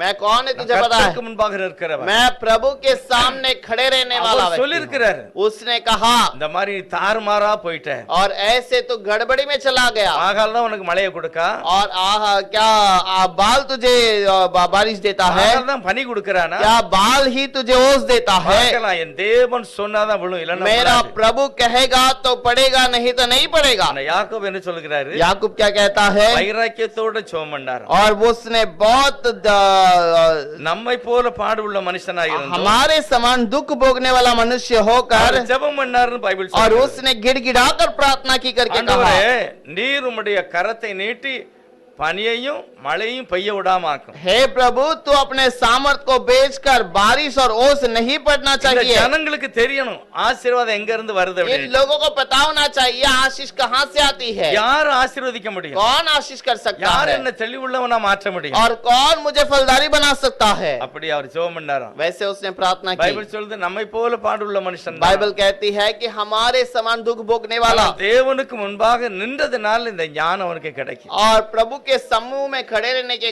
कारण इसको ये ज्ञान मिलता है। கர்த்தர் தான் இதை தர முடியும். प्रभु ही ये कर सकता है। நமக்கு அப்படி தெரியணும். हमें ऐसे पता होना நம்ம चाहिए। நினைச்ச கூடாது நான் படிச்ச படிப்புல தான் இவ்வளவு சம்பளம். हम ऐसे नहीं सोचना चाहिए हम पढ़ने के कारण ऐसे पगार है। ஏன்னா இது இப்படி முதலாதே சில அறிவா ஞானமா செய்ததுனால தான் நல்ல வீடெல்லாம் கட்டி நல்ல வீடெல்லாம் காரெல்லாம் வாங்க வழி செய்திருக்கிறாரு. और मैं ऐसा ज्ञानवान था, इसीलिए मैंने अपना अच्छा घर बनाया, अच्छा गाड़ी वाड़ी लेने के लिए प्रभु ने मदद किया है। உங்களை விட யாரெல்லாமோ எப்படிலாமோ இருக்காங்க. आपसे भी बढ़कर बहुत सारे लोग हैं, தேவனுடைய ஜனம் தான் நினைக்கணும். लेकिन प्रभु के लोग यही सोचने चाहिए, கர்த்தர் எனக்கு தந்திருக்கிறார், प्रभु ने मुझे दिया है அவருடைய பலம் தான் என் கூட இருக்கிறது, और उसका सामर्थ्य उसकी हाथ அவர்தான் मेरे என்னை ऊपर है, நடத்துகிறார். वही मुझे चलाता है। இதைத்தான் கர்த்தர் ஆரம்பத்துல சொல்லிட்டாரு, என்ன நீ நினைக்கணும், और इसी को प्रभु ने कह दिया, तू मुझे विचार कर, நீ மறக்கவே கூடாது. मुझे कभी भूल मत जाना। அடிமைத்தனத்திலிருந்து வெளியே வந்திருக்கிற गुलामी से बाहर निकल आया है। நம்மலாம் பாத்தீங்கன்னா அவங்களை காட்டிலும் மேலானவர்கள், हम सब उससे बढ़कर हैं, இஸ்ரவேலரை காட்டிலும் மேலானவங்க. इजरायलियों से हम बढ़कर हैं। நம்ம எப்படிப்பட்டவங்க? हम किस प्रकार के हैं? ஆண்டவர் இரத்தத்தினால கழுவப்பட்டவர்கள். प्रभु के लहू से धोए गए நம்மள हैं, நீதிமானா மாற்றிருக்கிறார். उसने हमें धर्मी बनाया, நம்ம ஒரு நல்ல மனசுல இருக்கணும், நான் ஒரு நீதிமான். और हमें मन में होना चाहिए कि मैं धर्मी हूँ। நான் நீதிமான் இல்ல, தேவனை நீதிமானா மாற்றிருக்கிறார். मैं धर्मी नहीं, बल्कि प्रभु ने मुझे धर्मी ஆகவே बनाया, என் ஜெபம் கேட்கப்படும். इसलिए मेरी प्रार्थना सुनी நீதிமானுடைய जाएगी। ஜெபத்தை கர்த்தர் கேட்பார். धर्मी जन की प्रार्थना को प्रभु என் सुनता மேல ஒரு है। கவனம் வச்சிருக்கிறார். मेरे ऊपर उसने ध्यान लगाया है, போகும்போது வரும்போது என் கூட இருக்கிறார். मैं आने जाने रास्ते पर मेरे साथ में है, எனக்கு வர வேண்டிய ஆசீர்வாதத்தை யாரும் தடை செய்ய और முடியாது. मुझे जो आशीष चाहिए उसे कोई रोक नहीं இந்த सकता। எண்ணத்தை எல்லாம் நான் தீர்மானிச்சு பக்காவா இதயத்துல और வச்சிருக்கேன். ये सारी बातों को मैं निर्णय कर प्रभु को अपने मन में रखा हूँ। பவுல் சொல்கிறார் 13வது அதிகாரம் 1 கொரிந்தியர்ல, पौलुस कहता है कि 13वां अध्याय के अंदर, पहला பாருங்க, कोरिन्थियों நான் में, குழந்தை போல இருந்தேன், குழந்தை மாதிரியே சிந்திச்சேன். मैं जब बालक था तो मैंने बालक के समान विचार ஆனா किया, எப்பொழுது நான் ஒரு விசுவாசியா மாறினேன், लेकिन जब मैं विश्वासी बन गया, இப்போ அந்த பழைய நினைவெல்லாம் போயிட்டு अब पुराना विचार चला गया। இப்ப நான் புருஷனை போல சிந்திக்கிறேன். अब मैं एक जवान के समान सोचता அவர் हूँ, சொல்ற சிந்திக்கிறது, मैं सोचता हूँ, என்னோட சிந்தனை மாறிட்டு. मेरा सोच बदल गया, நான் முத அப்படி நினைக்கல. लेकिन पहले ऐसे नहीं सोचा। பவுல் சொல்றார் அப்படிதான். पौलुस ऐसे ही कहता है। இப்பொழுது ஒன்று நடக்க போகிறது. अब एक बात होने वाली है, தேவன் என்னோட கூட இருந்து காரியங்களை சாதிக்க போகிறார். प्रभु मेरे संग रहकर कार्य को सफल करेगा। இது நம்ம தான் தீர்மானிக்கணும், நம்ம தான் வெற்றி அடையணும். ये हमको ही निर्णय लेना है, हमको ही उसका पूरा करना है। உங்களுக்கு வேண்டிய சகலத்தையும் ஒரு சிலுவையில சம்பாதித்து வைத்துட்டார். आपके लिए जो भी चाहिए वो सब कुछ उसने क्रूस पर तैयार करके रख दिया है। படிப்புக்கு வேண்டிய ஆசீர்வாதம், आपको पढ़ाई का आशीष, நிறைய பேருக்கு வீடு இல்ல, வீடு வாங்கணும். बहुत सारे लोगों का घर नहीं, घर खरीदना சரி, है, ஆண்டவர் வர லேட்டான கூட நமக்கு சகல ஆசீர்வாதத்தை அவர் தருவார். लेकिन प्रभु अगर आने में देरी करता है तो हमें सारे आशीष जरूर देगा। அவங்களையே பார்த்து தீர்மானிச்சிருவாங்க, நமக்கு வாழ்நாள் பூரா அந்த வாடகை வீடு தான். और कुछ लोग अपने आप को देखकर निर्णय लेते हैं कि मेरे लिए जीवन भर में भाड़े का घर ही होगा। ஒருவர் சொன்னார், அந்த நம்ம வாழ்நாள் பூரா அந்த பிஞ்சை பெட்டியை தான் வைக்கணும். और एक व्यक्ति ने कहा, हम जब जीवित है तब तक ये टूटा हुआ நான் போதும், இது போதும், सूटकेस ही रखना पड़ेगा, ये अपने लिए काफी है। நமக்கு இந்த கட்டில் போதும், பிஞ்சை கட்டில். हमारे लिए ये बिस्तर, टूटा हुआ बिस्तर काफी है। இப்படியே தீர்மானிச்சுக்கிட்டு இருக்காது. ऐसे ही अपने आप का निर्णय लेते हैं। பைபிள் அப்படி சொல்லல. बाइबल ऐसे नहीं कहता। கர்த்தர் எனக்கு வைத்திருக்கிற ஆசீர்வாதங்களை நான் வாங்கி அனுபவிக்கணும். प्रभु मेरे लिए जो काम ले आया है उसको निर्णय लेकर उसको நான் पूरा முன்னாடி करना தப்பு है। தப்பா யோசித்தேன், இனிமே நான் அப்படி யோசிக்க கூடாது. पहले मैंने ऐसे गलत सोचा, लेकिन अब मुझे ऐसे नहीं सोचना என் है। சிந்தனை செம்மையாக இருக்கு. मेरा विचार सीधा होना चाहिए। அப்ப அந்த நல்ல சிந்தனை வரணும்னா நான் தெய்வத்தை நல்லா அறியணும். वो अच्छा विचार आना है तो मैं प्रभु को ठीक से जानना चाहिए। ஒரே காரியத்தை பாருங்க, 12 பேர் பார்க்காங்க. एक ही बात को 12 लोगों ने देखा। மோசே அனுப்புதாரு, 12 பேர் அனுப்புதாரு. मूसा ने 12 लोगों को भेजा। நல்ல இஸ்ரேல் தேசம்லாம் சுத்தி பார்த்தாங்க. इजराइल देश को अच्छे से उन्होंने घूम कर देखा। நல்ல பாருங்க, 12 பேர் ஒரே காரியத்தை பார்க்கறாங்க. और 12 लोगों ने जो बात को देखा वो एक ही बात ஆனா थी। உள்ள தீர்மானித்து அவங்க வெளியே சொல்லாங்க பாருங்க, அதுல தான் மிஸ்டேக் வருது. लेकिन निर्णय लेकर बाहर लाना वो उस पे गड़बड़ी हो गई। 10 பேர் சொல்றான், நல்ல ஊர் தான், 10 लोग कहते हैं ना, गांव तो अच्छा है, நல்ல நதியெல்லாம் இருக்கு, अच्छा सा वहां पर नदी है, நல்ல செழிப்பா இருக்கிறது. और अच्छा फलदारी है। ஆனா அந்த ஜனங்களுக்கு முன்னால लेकिन उन लोगों के सामने எங்களை நாங்களே நினைச்சு பார்க்கோம், हम अपने आप को सोच कर देखते हैं, நாங்கெல்லாம் வெட்டுக்கிளி மாதிரி தான் இருக்கோம். हम तो एक टीडे के समान हैं। அவனே சொல்றான், நாங்கெல்லாம் வெட்டுக்கிளி மாதிரி वो இருக்கோம். खुद कहता है, मैं एक टीडे के समान हूँ। என் பார்வைக்கு நான் வெட்டுக்கிளி, मेरे नजर पे मैं टीडा हूँ, அவங்க பார்வைக்கு வெட்டுக்கிளி மாதிரி தான் இருக்கேன். और उनके नजर पे भी मैं टेढ़े के समान हूँ। கஷ்டம், அங்கெல்லாம் போக முடியாது. वहां पर जाना तकलीफ है, नहीं हो सकता। அடுத்து இவன் கூட நின்று 2 பேர் சொல்றாங்க, और इनके साथ में रहने वाले 2 लोगों ने कहा, எல்லாம் நல்ல தேசம் தான், वो अच्छा देश है, ஆண்டவர் நம்மளை கொண்டு வந்திருக்கிறாரு, प्रभु ने हमें ले आया है, கண்டிப்பா நமக்கு அந்த தேசத்தை சுதந்தரிப்போம். जरूर हम उस देश को ஏன்னா पार அதுக்கு தானே करेंगे। அவர் கொண்டு வந்திருக்கிறாரு. इसीलिए तो हमें ले आया है। அதுக்கு தானே நம்மள அந்த கல்வாரி கல்வாரி சிலுவையில அந்த சிந்தப்பட ரத்தத்துக்கு முன் அடையாளமாக ஆட்டுக்குட்டி ரத்தத்தை பூசி நம்மளை வெளியே கொண்டு और வந்திருக்காரு. वो क्रूस पर मार खाया हुआ उस लहू को चिन्ह के रूप में यहाँ पर उस मेमने के लहू से हमें छुड़ाया। கண்டிப்பா கானானை நம்ம வெற்றி அடைவோம். जरूर कानान को हम जीतेंगे, கர்த்தர் வெற்றி தருவார். प्रभु जय देगा। ரெண்டு பேர் சொல்லலாம் அப்படி, 2 लोग ऐसे कहते 10 हैं, பேர் சொல்லா முடியாது. 10 लोग कहते हैं नहीं होगा। பார்த்தது ரெண்டு எல்லாமே ஒரே பார்வை தான் பார்த்தாங்க. सब लोगों ने एक ही नजर देखा है, ஆனா பார்வையில இருதயத்துல தீர்மானிச்சாச்சு முடியாது. लेकिन निर्णय हृदय में होता है कि ये नहीं हो सकता। அப்ப இவங்களுக்கு அங்கிருந்து புறப்பட்டவங்க தான். और ये वहां से निकले हुए लोग ही हैं। மோசம் முதலாவது சொல்லிட்டாரு, मूसा ने पहले कह दिया, நல்லா சிந்திங்க, உங்க இருதயத்துல உங்க கண்ணுலயும் பதியணும். और तुम अच्छे से विचार करो, तुम्हारे हृदय में मन में ये நம்முடைய बसना தேவன் चाहिए, மகிமையானவர், हमारा प्रभु महिमा का है, செங்கடல்ல வழியை திறக்கிறவர், लाल समुद्र में रास्ता खोलता வனாந்தரத்துல है, நோய் நொடி இல்லாம கொண்டு வந்த ஆண்டவர். और जंगल में बिना किसी बीमार से हमें ले நம்முடைய आया, துணிமணி எல்லாம் அழுக்காகல, हमारा वस्त्र गंदा न हुआ, நம்முடைய கால் வீங்கல, हमारा पैर न सुजा, நம்முடைய செருப்பு பிஞ்சு போகல. और हमारा चप्पल न घसा। கடைசி மட்டும் அப்படிதான் நம்மளை நடத்துவார். आखिर तक हमें ऐसे ही चलाएगा। அப்படிப்பட்ட ஒரு எண்ணம் காலேப் யோசுவாக்கு இருந்தது. ऐसा विचार कालेब और योशुआ को ஆண்டவர் था। சொல்றாரு, இவங்கிட்ட வேற ஆவி இருக்கிறது, और प्रभु ने कहा इसके पास अलग आत्मा है, என்ன நம்புகிற ஒரு விசுவாச வாழ்க்கை இருக்கிறது. और मेरे भरोसा करने वाला एक विश्वास उसके அதனால अंदर இவங்க है, கண்டிப்பா என்னுடைய நினைவுல இருக்கிறத பெற்றுக்கொள்வார்கள். और इसलिए मेरे विचार में जो है वो बातों को ये पाएंगे। 10 பேரை சொல்றாரு, அவன் போக முடியாதுன்னு சொன்னாம்ல, और जो 10 लोगों ने कहा कि हम नहीं जा सकते, அவனை நான் சாவடிக்க மாட்டேன், उसे मैं मारूंगा नहीं, சாகு வரைக்கும் இங்க அலைக்கணும் அப்படியே. लेकिन मरने तक वो यहीं पर भटकता எல்லாம் रहेगा। செத்து போன பிறகுதான் நாங்க கூட்டிட்டு போவோம் ये அப்படிங்கிறார். सब मरने के बाद ही मैं उन लोगों को ले जाऊंगा। அதாவது சரியாக தெய்வத்தை புரியாதவர்கள், और ठीक से प्रभु को नहीं समझने वाले, நம்ம ஒரு இடத்துல வச்சிரோம், நம்மளை பற்றி ஒரு நினைப்பு வேண்டாம். और हमारा जो विचार है उसको हम दूर कर நாம் देंगे। தேவனுடைய பிள்ளைகளா இருக்கிறோம், हम प्रभु के साथ நாம் में தேவனுடைய रहेंगे, சித்தத்துக்கு அழைக்கப்பட்டிருக்கிறோம். प्रभु के जो विचार में बुलाए गए என்னுடைய हैं। நினைவு என்னுடைய சிந்தனை சரியா இருக்கணும் அப்படின்னா हमारा सोच विचार यदि सही होनी चाहिए, வேதாகமம் என்னை தெளிவுள்ளவனாய் மாற்றும். कलाम मुझे एक सच्चा मन वाला बनाएगा। லூக்கா 11வது அதிகாரம் लूक 11वां अध्याय வாசித்தம் பாருங்க, அந்த வசனம் 35வது வசனம் வாசிக்கலாம். 35वां वचन पढ़ेंगे। 11:35. लूक 11 का 35। इसीलिए चौकस रहना कि जो उजियाला तुझ में है वह अंधेरा न हो जाए। அப்ப என்ன பைபிள் என்ன சொல்லுது? बाइबल क्या कहती है? ஆகையால் इसलिए உன்னில் இருக்கிற அந்த வெளிச்சம் இருட்டா ஆயிராம பாத்துக்க.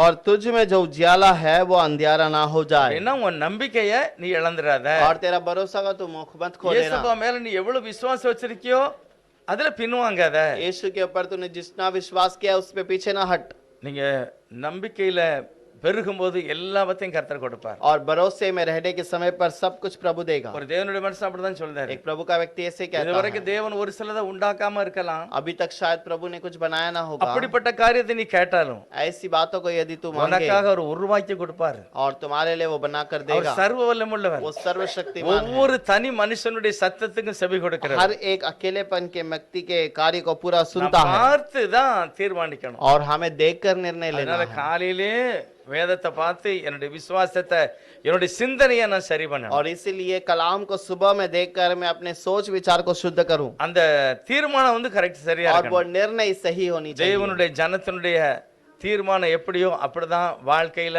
ஆசீர்வாதம் இல்லைன்னா அழிவு. प्रभु के लोगों का जो बातों का निर्णय कैसा है वो ही सही है, नहीं तो वो नाश கர்த்தர் हो। அப்படிதான் சொல்லுகிறாரு. प्रभु ऐसे நீ कहता है, எப்படி தீர்மானிக்கிறியோ அதுதான் நடக்கிறது. तो जैसा विचार करता है वही होता है। நம்மளை அழைத்தவர் உண்மையுள்ளவர். हमें जिसने बुलाया वो सच्चा है, அவர் தன்னுடைய வார்த்தையை மாற்றாத தெய்வம். और वो कभी नहीं बदलता, அவர் என்னை பரிசுத்தத்துக்கு நேராய் நடத்துகிறவர். और वो पवित्रता की ओर चलाता है। பவுல் சொல்றார், உங்களை அழைத்த தேவன் உங்களுடைய ஆவி, உங்களுடைய ஆத்மா, உங்களுடைய சரீரம் குற்றமற்றதாய் காக்கப்படுவார். तुम्हारा आत्मा तुम्हारा शरीर सब कुछ निर्दोष है, அவர் செய்வார். वो करेगा।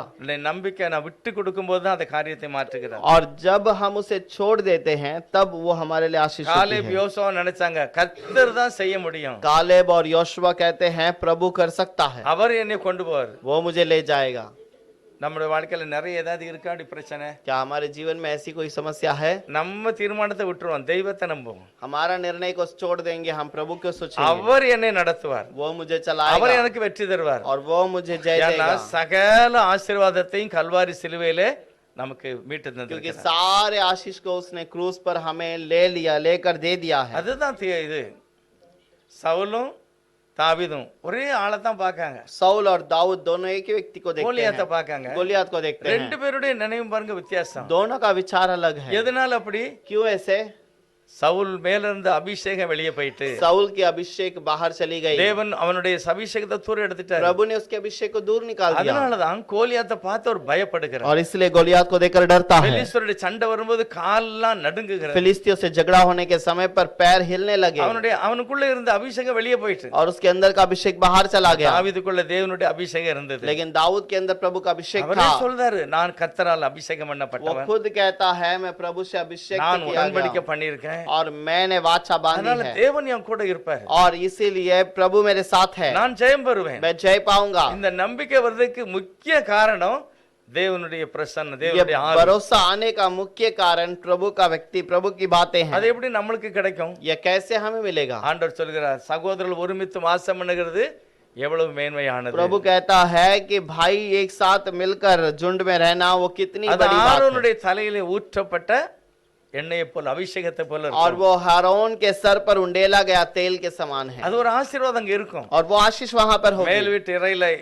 வீட்டு அறையில இறங்கிச்சு பாருங்க அபிஷேகம். ऊपरी कोठरी पे जो अभिषेक उतर कर आया, அங்க ஒரே மனதா ஒரு மனசா கூடி இருந்தாங்க. और वो एक मन के साथ वहां पर बैठे थे। ஆரோனுடைய தலையில ஊற்றப்பட்ட அபிஷேகத்தை காட்டிலும் ஒரு மகிமையான அபிஷேகம் இறங்கிச்சு. आरून के सर पर उंडेला गया, उससे बढ़कर एक महिमा का अभिषेक उतरा, அவங்க எல்லாரும் பலன் அடைந்தார்கள், और वो सब सामर्थ्य पाए, சாமர்த்தியமா இருந்தாங்க. सामर्थ्य पाए, அவங்க இயேசுநாதர் செய்யாதது கூட செய்துட்டாங்க और பாருங்க. यीशु ने नहीं किया वैसे कार्य को भी किया। இயேசுநாதருடைய சரீரத்தை தொட்டு சுகம் அடைச்சது, यीशु मसीह के शरीर को छूकर चंगाई हुआ, துணியை தொட்டு கூட சுகம் और கிடைச்சது. उसके वस्त्र को छूकर भी चंगा हुआ, அவர் இணல் பட்டு சுகமான மாதிரி பைபிள்ல இல்ல. और उसके छाए लगकर कहीं पर चंगा हुआ करके ஆனா कलाम में பேதுரு नहीं, இணல் பட்டு கூட சுகமாயிருக்கு. लेकिन पतरस के छाए गिरकर लोगों को चंगाई தேவன் मिली है। தன்னுடைய ஜனத்தை எப்படி மகிமைப்படுத்துகிறார், लेकिन प्रभु अपने लोगों की महिमा कैसे करता எப்படி है, உயர்த்தி காமிக்கிறார். कैसे बढ़ाकर दिखाता இப்ப है। நீங்க நம்ம ஆபீஸ்ல வேலை பார்க்கும்போது अगर यदि आप कोई ऑफिस पे काम करते உங்களை हैं, பார்க்கிறவனுக்கே ஒரு பார்வை வித்தியாசம் இருக்கும். आपको देखने वाले का नजर आपके ऊपर अलग होनी चाहिए, தேவனுடைய பிள்ளைங்கிறது அவனுக்கு தெரியணும். और उसे पता होना चाहिए कि ये प्रभु का बच्चा இந்த है, வேலையை இவன் கொடுத்தா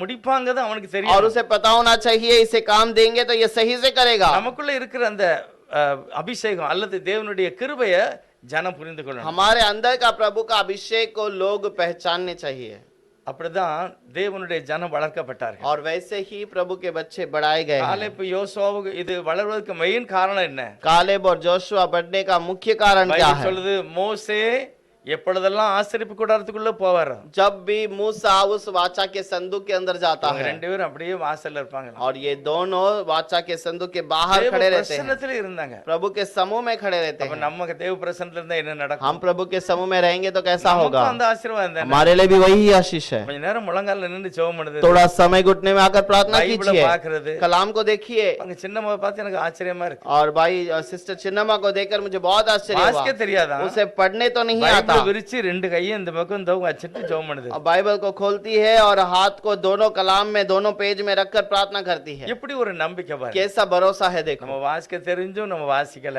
अब मैं पढ़ने को आता है फिर भी हमने नहीं நேரம் पढ़ा, இருந்தும் தெய்வ சமூகத்துல உட்காரல. समय होने पर भी हम प्रभु के समूह में नहीं बैठे, என்னுடைய பார்வை தப்பாயிரும், मेरा नजर गलत हो जाएगा, என்னுடைய சிந்தனை தப்பாயிரும். मेरा सोच गलत हो जाएगा। அதனால வசனத்தை நான் வாசிக்கணும், इसलिए वचन के ऊपर भरोसा நம்முடைய करना है, தேவனுடைய வல்லமையை நான் உணரணும். और प्रभु के सामर्थ को पाना है, அப்பந்தான் நான் ஆசீர்வதிக்கப்படுவேன். तब हम आशीषित होंगे। கிதியோன் சாதாரண ஒரு ஆளு தான், गिदियोन एक साधारण व्यक्ति है, சாதாரண மனுஷன். एक साधारण व्यक्ति है, ஆண்டவர் சொல்கிறார் அவனை பார்த்து பராக்கிரமசாலியே அப்படிங்கிறார். लेकिन प्रभु जब उसे देखता है तो उसे कहता है कि हे सूरवीर, ஆண்டவரே நான் அப்படிப்பட்ட ஆள் இல்லையா, और वो प्रभु वो कहता है प्रभु मैं ऐसा शूरवीर नहीं, எங்க ஊரை சுற்றி கொள்ளக்காரங்க இருக்காங்க, मेरे घर गांव के चारों ओर डाकू हैं, ஆடு மாடெல்லாம் திருடிட்டு போயிருந்தான், वो यहाँ के भेड़ बकरियों को चुरा कर ले जाते விளைஞ்ச हैं, பயிர்களை திருடிட்டு और போயிருந்தான். जो फसल उगता है उसे भी चोरी करते எங்களால हैं, காப்பாற்ற முடியல, हमें उसे बचा नहीं सकते, கர்த்தரும் எங்க கூட இல்ல. प्रभु भी हमारे संग नहीं है। ஆண்டு சொல்ற இல்ல நான் உன் கூட இருக்கேன். प्रभु कहता है मैं तेरे संग हूँ। ஆண்டவரே நீர் என் கூட இருக்கிறது எப்படி நான் உணர்வேன்? हे प्रभु तू मेरा संग है, इसे मैं कैसे जानूं? ஒரு ஆள் அடிக்க மாதிரி இந்த கூட்டத்தை அழிப்ப அப்படிங்கிறார். और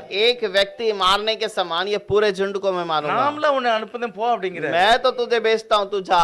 இன்னைக்கு அந்த வார்த்தைய நான் எடுக்கணும். आज उस वचन को हमें लेना है கர்த்தருடைய வசனத்தை வாசிக்கும் போது தேவ வார்த்தை என்னை நோக்கி வருது வரைக்கும் நான் வாசிக்கணும். और प्रभु का वचन मेरे साथ साथ और आने तक मुझे कलाम को पढ़ना है। சபைக்கு வரும்போது ஆண்டவரே வாசனை வாசிக்கும் போது பிரசங்கம் பண்ணும்போது என்ன ஆற்றுகிற தேற்றுகிற ஒரு வசனம் எனக்கு வேணும். प्रभु उस वचन को पढ़ने के समय पर, ध्यान करने के समय पर, कलीसिया में भी वो वचन मेरी तसल्ली के लिए அந்த होनी வசனத்தை चाहिए। அப்படி எடுத்துக்கிடணும். उस वचन को ले लेना है। வசனம் தான் என்னை பாதுகாக்கும். वचन ही मुझे संभाल सकता है। ஆண்டவர் சொல்லிட்டார் என்னுடைய நியாயப்பிரமாணம் வாயை விட்டு விலக கூடாது. प्रभु ने कहा कि मेरा व्यवस्था तुझसे दूर नहीं होनी அப்பதான் என்னுடைய चाहिए, விசுவாசம் வளரும். और तब ही मेरा विश्वास बढ़ेगा। பைபிள்ல அடிக்கடி சொல்ற வசனம் மனுஷனால முடியாது தேவனால கூடும். बाइबल में बार बार एक बात को कहा गया है कि मेरा உன்னால முடியாது तुझसे नहीं होगा, தேவனால கூடும். प्रभु से होगा। பலவீனனும் और जो कमजोर है தன்னை பலவான் என்று वो भी कहे कि सोलह मैं कड़वन। सामर्थवान हूँ। நான் சொல்லணும் ஆண்டவரே என் வியாதி சுகமாயிட்டு मैं कहना चाहिए प्रभु मेरा बीमार चंगा हो गया, நான் நல்லா இருக்கேன். मैं अब चंगाई से हूँ। நானே சொல்லி நானே அறிக்கை செய்யணும். और मैं खुद कहकर मुझे स्वीकार करना है। பலவீனனும் தன்னை பலவான் என்று சொல்ல கடவுள். कमजोर भी कहे कि मैं बलवान हूँ। தேவன் அப்படிப்பட்ட வாழ்க்கையை தான் நம்மிடத்தில் எதிர்பார்க்கிறார். प्रभु ऐसा जीवन ही हमसे चाहता है। தேவனுடைய பிரசன்னம் நம்மளோட கூட இருக்கணும். प्रभु की प्रशंसा हमारे संग रहे। கடைசி ஒரு வசனத்தை வாசிக்கலாம். आखिर में एक वचन को पढ़ेंगे, பிலிப்பியர் 1:12 வசனத்தை வாசிக்கலாம். फिलिपियों का किताब 1வது அதிகாரத்துல 12வது வசனம் வாசிக்கலாம். पहला अध्याय का 12 वचन पढ़ेंगे। எனக்கு சம்பவித்தவைகள் சுவிசேஷம் பிரபலமாய் இருக்கும்படி ஏதுவாயிற்றென்று நீங்கள் அறிய மனதாயிருக்கிறேன்.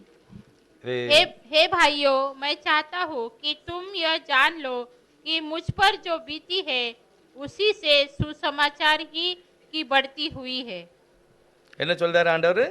यहाँ पर क्या कहता है? தேவனுடைய மனிதன் சொல்றாரு, சகோதரரே எனக்கு சம்பவித்தவைகள் प्रभु का व्यक्ति कहता है जो बातें मुझे मेरे साथ हुई है, சுவிசேஷம் பரவுவதற்கு இது சுவிசேஷம் வளர்வதற்கு பிரபலமாயிட்டுங்காரு. और सुसमाचार बढ़ने के लिए वो लाभदायक रहा। யார் சொல்றா? பவுல் சொல்றாரு. और पौलुस कहता है। எங்க இருந்து சொல்றாரு? कहाँ रहकर कहता है? ஜெயிலுக்குள்ள அடைச்சு போட்டிருக்கு, உள்ள இருந்து சொல்றாரு. जेल के अंदर इसको बंदी गृह में बंद करके रखा है, वहां से कहता இங்க है। பாருங்க, என்னை கட்டி போட்டிருக்கான். देखो मुझे बांध के रखा है, நான் கட்டப்பட்டிருக்கிறேன் வசனத்துக்காக. मैं वचन के कारण बांधा गया ஆனா हूँ। எனக்கு வெளியே நிக்காம பாருங்க, लेकिन बाहर जो खड़े हैं அவ்வளவு பேர் ஊழியக்காரனா மாறிட்டான். वो सब लोग सेवक बन गए, எனக்கு பாதுகாக்கவும் ஊழியக்காரனா மாறிட்டான். और मुझे सुरक्षा करने वाले भी सेवक बन गए। பரவாயில்ல, என்னுடைய கட்டுகள் अनेகரை நீதியை நடப்பித்தது. अच्छी बात है, मेरा जो बांधा जाना बहुतों को धर्मी के रास्ते पे 13 चलाया। சொல்றது, அரண்மனை எங்கும் உள்ளவர்கள் மற்ற யாவருக்கும் என் கட்டுகள் கிறிஸ்துக்குள்ளான கட்டுகள் என்று வெளியரங்கமாயிற்று. 13 में कहता है यहाँ तक कि कैसर के राजभवन में भी उसका पलटन और शेष सब लोग यह प्रकट कर गए कि वो मसीह के लिए कैद हूं। சகோதரில் அநேகர் என் கட்டுகளினாலே கர்த்தருக்குள் திடன் கொண்டது பயமில்லாமல் திருவசனத்தை சொல்லும்படி अधिकमाई तुनिंदिरुक्கிறார்கள். और मैं जो कैद हूँ इस कारण बहुत लोग धैर्य पाए हैं कि मसीहा के लिए उसके सुसमाचार को सुनाएं। அவர் ஜெயில் உள்ள இருந்து கட்டப்பட்டவர் இந்த வார்த்தையை और சொல்றார். जेल में बांधा गया व्यक्ति इस प्रकार का बातें करता அவர் है। அந்த அடிக்கடி இந்த புத்தகத்துல ஒரு வசனம் வரும். बार बार एक बात इस वचन में आती है, கிறிஸ்து இயேசுவில் அந்த சிந்தை உனக்கு இருக்கணும். और मसीहा यीशु का विचार तेरे अंदर रहे। அவர் மகிமையாக இருந்தும் தாழ்மையான என்னை உயர்த்துவதற்கு அவர் இறங்கி வருகிறார். वो महिमा में रहने के बावजूद नम्रता से मेरे कारण उतर कर அவருடைய आया। சிந்தனை என்னதுன்னா, ஒரு பாவிய நான் மேல கொண்டு வரணும். उसका विचार क्या है? पापी मुझे ऊपर ले आना है, என்னை மாதிரி அவங்களை மாற்றணும். मेरे समान उसको भी बदलना है। அதுதான் தேவனுடைய திட்டம். यही प्रभु का विचार है। ஆகவே நம்மை பற்றி எடுக்கிற தீர்மானத்தை தேவன் நிறைவேற்றுவார். इसके लिए हमारे बारे में निर्णय हम प्रभु से पूछेंगे, प्रभु पूरा करेगा। நல்ல பார்த்து என் இருதயத்தில் தீர்மானிக்கிறேன். मैं ही बातों को देखकर उसका निर्णय நான் लेना நம்பி இருக்கிற चाहिए, ஆண்டவர் மகிமையானவர். और मैं जो निर्णय लेने वाला जो कार्य அவர் सोचता எனக்கு हूँ கண்டிப்பா வாக்கியம் பண்ணுவார். वो प्रभु मुझे पूरा पूरा जरूर நான் करके வெற்றி देगा। அடைவேன்। मैं जय पाऊंगा எனக்கு உயர்வு கிடைக்கும்। और मुझे जय मिलेगा। அவர் வர லேட் ஆனா நல்ல வீடு வாசலை நான் வாங்குவேன்। और वो अगर आने में समय लगता है तो मुझे अच्छा घर रहने को देगा। தேவன் என்னை ஆசீர்வதிப்பார்। प्रभु मुझे आशीष அந்த करेगा நம்பிக்கை பூரா அவரை சொல்லி மகிமைப்படுத்தணும்। और वो सब बातें उसकी महिमा करनी எல்லா चाहिए। ஜனங்களை காட்டிலும் நீங்கள் மேன்மையாக இருப்பீர்கள்। सारे लोगों से बढ़कर आप महिमा में கர்த்தர் உங்களை रहेंगे। மேன்மையாக வைப்பார்। प्रभु आपको महिमा में கர்த்தர் रखेगा। உங்களை ஆசீர்வதிப்பார்। प्रभु हमें आशीष करेगा। எல்லாரும் கண்களை மூடி ஜெபம் பண்ணுங்க। हम सब आंखों को बंद करके இயேசுவை प्रार्थना நோக்கி करें। பார்க்கலாம்। यीशु की ओर देखें। இருதயத்துக்கு முன்னால தேவனுடைய அந்த மகிமையானதை பார்க்கலாம்। हृदय की और प्रभु की उस महिमा को देखें। ஆண்டவர் அதட்டினார், சமுத்திரம் வற்றி போயிற்று। और प्रभु ने ढाटा और समुद्र सूख गया। தேவனுடைய ஜனங்கள் ஆர்ப்பரித்தார்கள், மதில் உடைந்து விட்டது। और प्रभु के लोगों ने आराधना किया तो वो दीवार टूट गया। தாவீது சொல்லுகிறார், நீ நிந்திக்கிற தேவனுடைய நாமத்தினால நான் வருகிறேன்। प्रभु कहता है जो निंदा करता है उस नाम से मैं आता हूँ நான் வெற்றி அடைவேன், और मैं जय पाऊंगा அவனுடைய தலையை நான் வாங்கி போடுவேன் அப்படின்னு। और ते उसके सर को मैं निकाल दूंगा கர்த்தரினால் करके। நான் ஒரு மதிலையே தாண்டுவேன்। प्रभु मेरे संग है तो मैं एक बहुत बड़े दीवार को पार எரிகிற करूंगा। அக்கினி சூளைக்கு என் தேவன் என்னை விடுதலை செய்ய जलता हुआ வல்லவராய் अग्नि से पार करने के लिए प्रभु मुझे सामर्थ्य அவர் देगा। விடுவிக்காமல் போனாலும் என் தேவனே அவர் ஆண்டவர் यदि वो बचाए ना तो भी मैं उसकी महिमा ना करना छोड़ूंगा। அப்படிப்பட்ட ஆழமான சிந்தனை और ऐसा एक गहरा विचार கர்த்தர் மகிமையான காரியங்களை செய்வார்। प्रभु महिमा का कार्य அவரை करेगा। நம்புகிற பிள்ளைகள் ஒரு நாள் வெட்கப்படுவதில்லை। और उसके ऊपर भरोसा करने वाले कभी शर्मिंदा ना கர்த்தரை होंगे। நம்புகிறவன் செழிப்பான், प्रभु के ऊपर भरोसा करने वाले फलदारी பலவீனம் மாறி होंगे। போகிறது, कमजोर बदलेगा வியாதி அப்படியே நீங்கி போகிறது। और बीमारी चंगाई की நாம் जाएगी। அறிக்கை செய்யும் போது எல்லா தீய சக்திகளும் செயலிழந்து போகிறது। और मैं अर्पण करने के समय पर सारी बुरी आत्माओं का सामर्थ्य नाश होता है। பலவீனம் தன்னை பலவான் என்று சொல்ல जो வேண்டும்। कमजोर है वो कहता है मैं सामर्थ्यवान हूँ। என்னை தேவன் சுகமாக்குகிறார், और मुझे प्रभु चंगाई करता என்னை है। கர்த்தர் ஆசீர்வதிப்பார், मुझे प्रभु आशीष करता நாங்கள் है। வெற்றி அடைவோம்। हम जय पाएंगे காரணம் எனக்காக கர்த்தர் ஜீவனையே क्योंकि கொடுத்தார்। मेरे लिए प्रभु ने जीवन दिया அப்படிப்பட்ட है। மகிமையான எண்ணம் விசுவாசம் ஒவ்வொருடைய வாழ்க்கையில வரும்। वैसा विचार और ऐसा सोच हमारे अंदर आ जाए। ஆசீர்வதிப்பீராக। आशीष कीजिए। இயேசுவினுடைய நாமத்தினால் यीशु के नाम से मांगते हैं पिता। ஆமென்।